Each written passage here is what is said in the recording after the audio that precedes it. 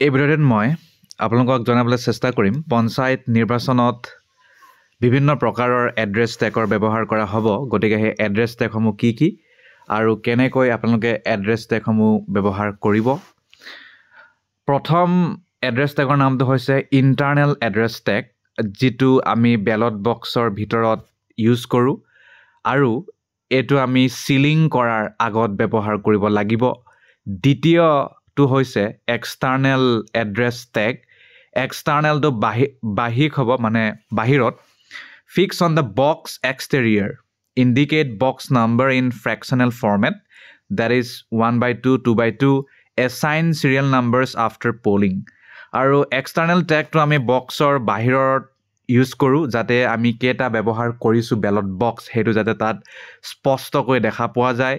যদি আমি দুটা ইউজ কৰিছোঁ তেতিয়াহ'লে প্ৰথমটোত 1/2, দ্বিতীয়টোত 2/2, ঠিক তেনেকুৱাকৈ 3টা 4টা যিমান বাঢ়ি যায় তেনেকুৱাকৈ আমি ব্যৱহাৰ কৰিব লাগিব সেই এড্ৰেছ টেগটো।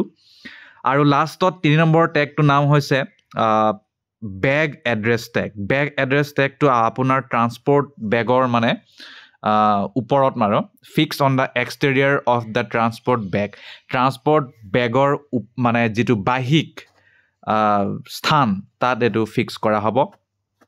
ইয়াত এটা স্পাইচিমেন দিয়া আছে, এটা মানে মডেল দিয়া আছে। চাওক, পঞ্চায়ত নিৰ্বাচন বুলি থাকিব। প্ৰতি জিলা আয়ুক্ত, আপোনাৰ যিয়ে জিলা হওক অসমৰ, সেই জিলা ইয়াত সন্নিৱিষ্ট কৰিব লাগিব। তাৰপিছত প্ৰিচাইডিং বিষয়াৰ ভোট কেন্দ্ৰ ইয়াত লিখিব লাগিব, ক'ত কি ভোট কেন্দ্ৰ। তাৰপিছত ভোট কেন্দ্ৰৰ নং আৰু নাম, ভোট কেন্দ্ৰৰ নং কি হয়, নাম কি হয়, স্পষ্ট ভাষাৰে ইয়াত লিখি দিব। আঞ্চলিক পঞ্চায়তৰ নং আৰু নাম কি হয় সেইটো লিখিব। তাৰপিছত জিলা পৰিষদ সমষ্টিৰ নং আৰু নাম্বাৰ কি হয় সেইটো লিখিব। তাৰপিছত বেলট বাকচৰ নং নেপাহৰিব, বেলট বাকচতে সন্নিৱিষ্ট থাকিব অলৰেডি, সেইটো ইয়াত লিখিব। ভোট গ্ৰহণৰ তাৰিখ কেতিয়া হয় সেইটো লিখিব।